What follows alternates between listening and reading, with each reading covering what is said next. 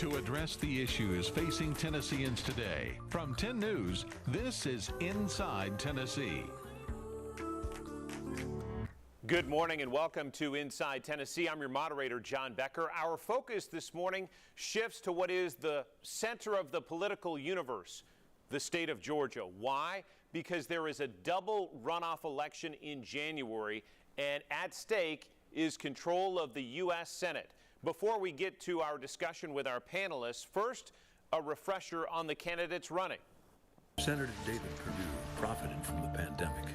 A political rematch underway in Georgia with attack ads already on air. News reports recently uncovered that Jon Ossoff's being paid. The outcome could determine who controls the U.S. Senate. It includes an unprecedented 2 U.S. Senate runoffs in the same state at the same time.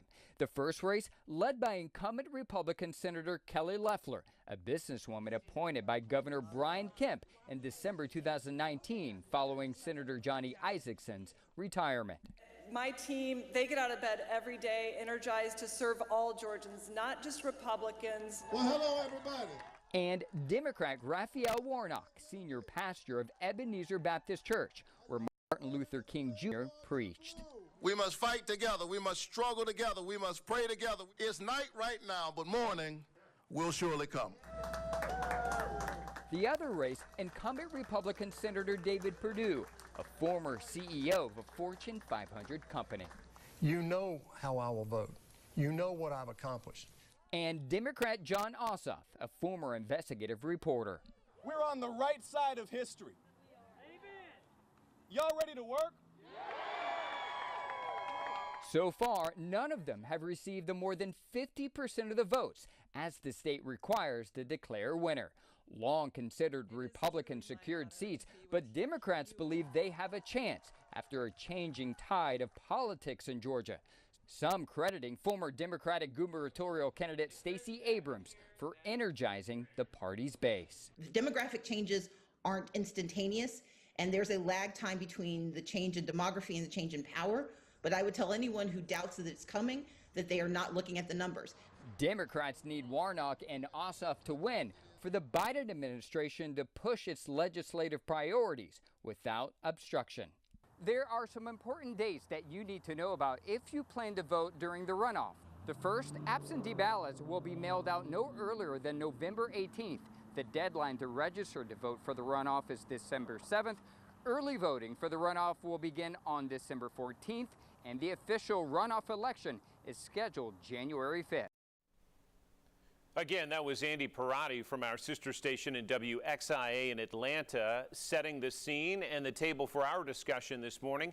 We want to welcome in our panelists. You see the regulars there. Don Bosch, Democrat who runs his own law firm, is with us. Susan Richardson Williams, Republican who runs her own PR firm, is also with us. And Dr. Marco Gorman, a professor at Maryville College of Political Science, with us this morning. And Professor, let me start with you, because at the moment we're on the air, most organizations, news organizations, have called the state of Georgia presidentially for Joe Biden, which is a big flip in the world of politics.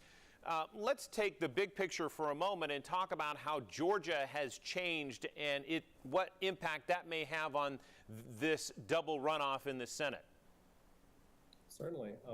On the presidential side, just the fact that, yes, looks like the certification process just finished up, and Biden wins by like 10 to 11,000 votes, slightly lower than what happened on election night or the days after, but the certification affirmed that he won.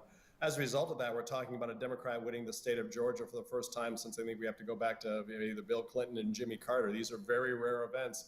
Georgia had become a reliably red state in the double O's in the 20th, in the teens and the 20s. And so as a result of that, we're starting to see now possibly that Georgia could now be in play.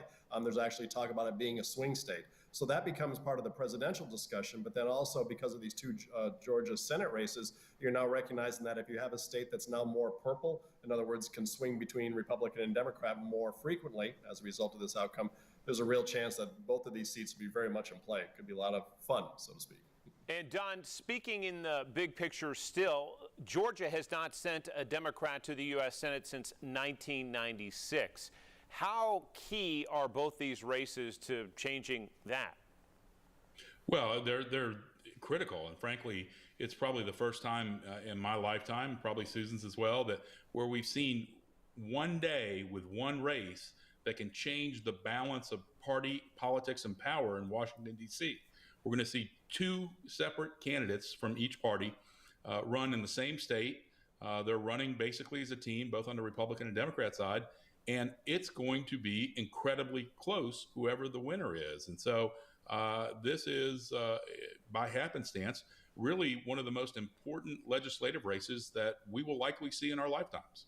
Susan, staying with the big picture, we only have about 30 seconds to kick us off. We'll get to specifics in a bit, but just building on what Don said, what else would you add in the big picture and the professor as well? Well, Howard Becker used to call Huntsville, Tennessee, the center of the universe.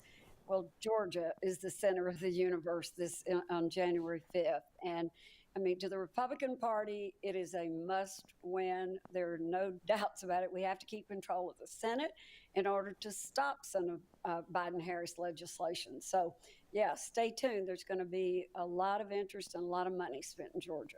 All right, Georgia is the focus of our conversation. We're going to come back and talk about the strengths of the candidates and also the money we may see spent in this race. We'll likely set records we've never seen before. We're back after this.